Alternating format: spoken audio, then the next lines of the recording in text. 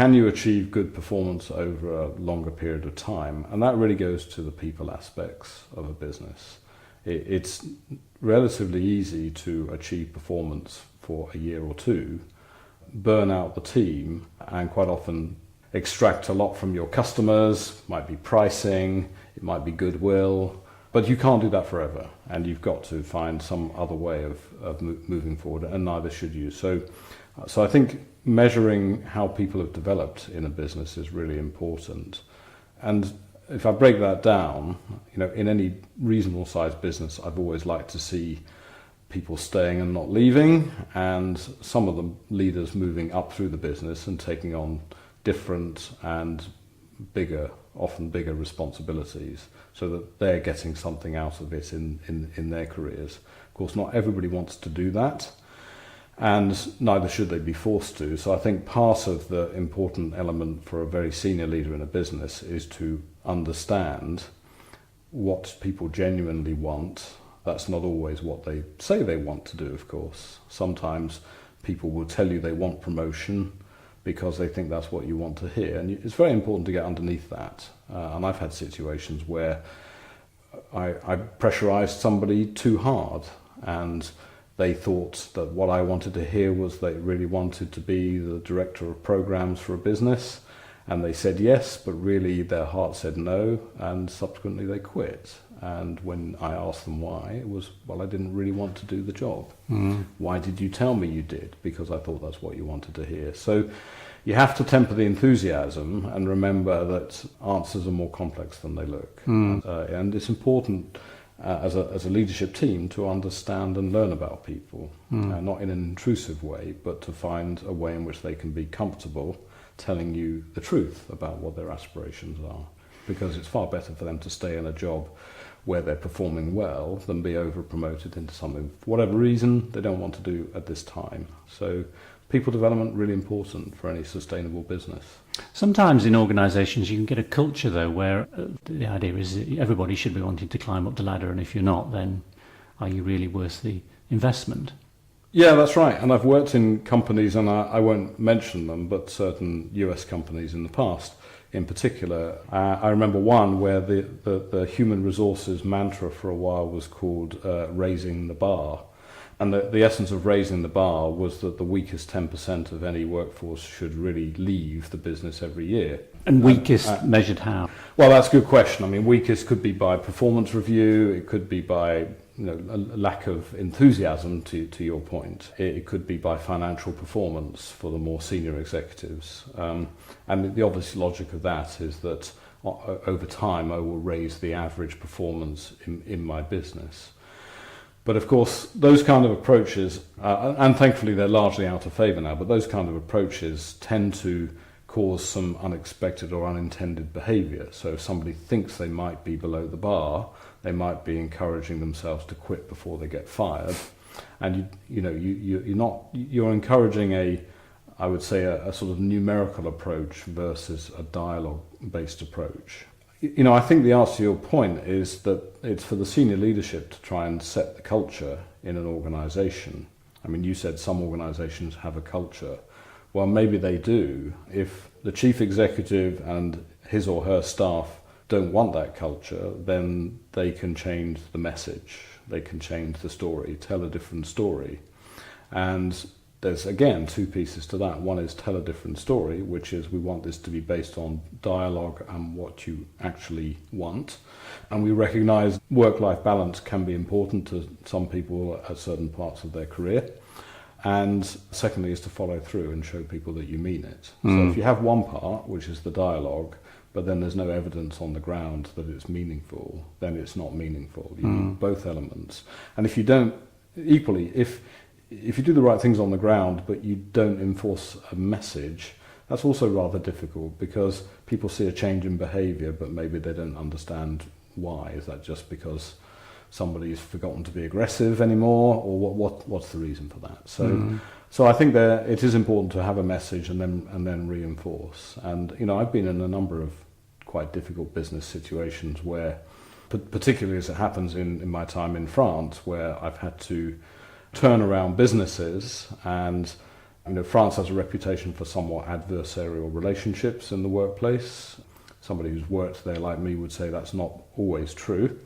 I've been in situations where I have stood up in front of an industrialised workforce and told them, we're going to make some changes, but we're not going to close your factory provided we achieve this, this and this. And 2 years later, I moved on to another executive role. And I've had people come up to me and say, we didn't believe you, what you said, but we did believe when you said it and then you did it. Right. So what I learned from that is, the word is important and the action is also important. But in organisations that have been running for a while, isn't culture notoriously difficult to change? Well, I'm sure it's as difficult as you want it to be. I think in the question of how you treat people, in any large organisation or any organisation, there will inevitably be a smaller group of people who have influence over the larger organisation. I mean, it could be the top 2% of the organisation, or a population of 5% of the population. If you really want cultural change, then you're going to have to get those people all speaking the right language. And until you do, then you'll get pockets of change, but it might not be universal. So these things are difficult, but if you want that change, then you're going to have to invest some time with those people. Okay. I think the other thing that I found really important is leaders leading from the front. What I've always found, and this really is not rocket science, but it is missed very often, is I'll give you an example of not about people development, but more about improving businesses. One business I just recently worked in the security industry, we were suffering badly because it was just taking us far too long to build the products, and therefore we were missing deadlines and losing business. And the first thing was that if you looked at the business as a sales organisation and a product and manufacturing organisation, then both of those sides had a perfect reason to blame the other for the reason that there was no success. Why should I sell products that they can't make? And manufacturing would say, why would I make more product? They never sell them anyway. So you had this situation which was a convenient loop of failure. And people were energized to explain failure. And what I wanted, and I convinced my leadership team that they wanted too, was we wanted people to channel their energy at work into success, which is pretty obvious. And obviously what we needed to do was we certainly needed to fix the manufacturing problem and provide more products more quickly to the marketplace. But what we really wanted was for want of a better word, a lean culture in the business. So I personally recruited some experts in the field. But what was important to that was that I spent quite a lot of my time involved in those seminars and sessions, and even down on the shop floor in factories, in sales and marketing reviews, trying to work out how to speed up processes. And what happens then is people think, okay, so the CEO, instead of spending his time going to cocktail parties and drinking gin and tonics with prospective clients, actually what he's doing at the moment is he's sitting in this room taking personal interest in how are we going to halve the lead time on the next product. And you know what, most people think, well, if the CEO's doing that, then maybe I should be involved too, because people would get pretty nervous deciding not to be involved in something which the very senior leadership is giving a very, very clear steer that this is how I spend my time in the business. Most people will think, well, I should probably spend some of my time doing that too. And, within about 6 months, we had found that we had changed the culture because people just figured that the right thing to do was to get involved in this improvement process. Now, of course, some didn't want to, and some very senior leaders didn't want to, and you have to take appropriate action around that. But that's it's always like that, and you're talking about a 95%, 5% kind of issue. And most reasonably intelligent people will observe what their leaders are doing. They may not change immediately, but they will.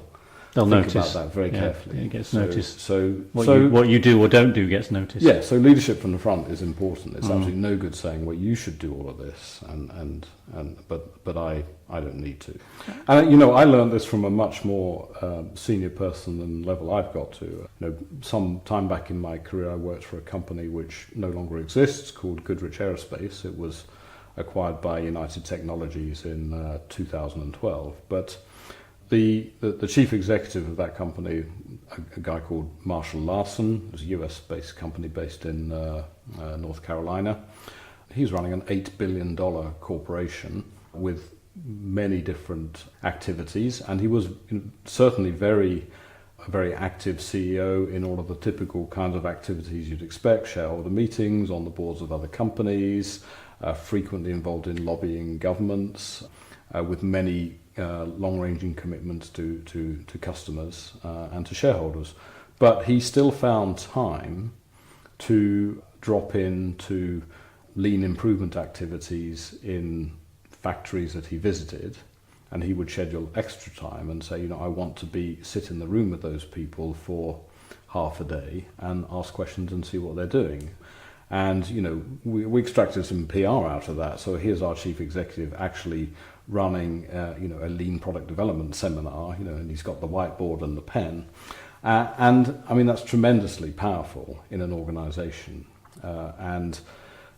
We made sure that because that was important to our business, that the senior leadership could actually talk about how businesses were being improved and what tools we were using with some degree of authority. Yeah. We made that a real requirement, and I found in a couple of situations, where I've been involved with customers, that an element of detailed knowledge, not about individual products, but about processes in your business, has been enormously powerful. Because when you make a commitment to somebody, of course commitments are important. I'm the CEO, or I'm the vice president or the president, and I make a commitment to you as a shareholder or a customer. One way of thinking of that is, trust me, I'll find a way of fulfilling it. But I think it's much more powerful if you say, and I'm confident in my commitment because this is how my business operates. These are the processes which I can tell you about, which would lead you to believe that my promise is actually deliverable.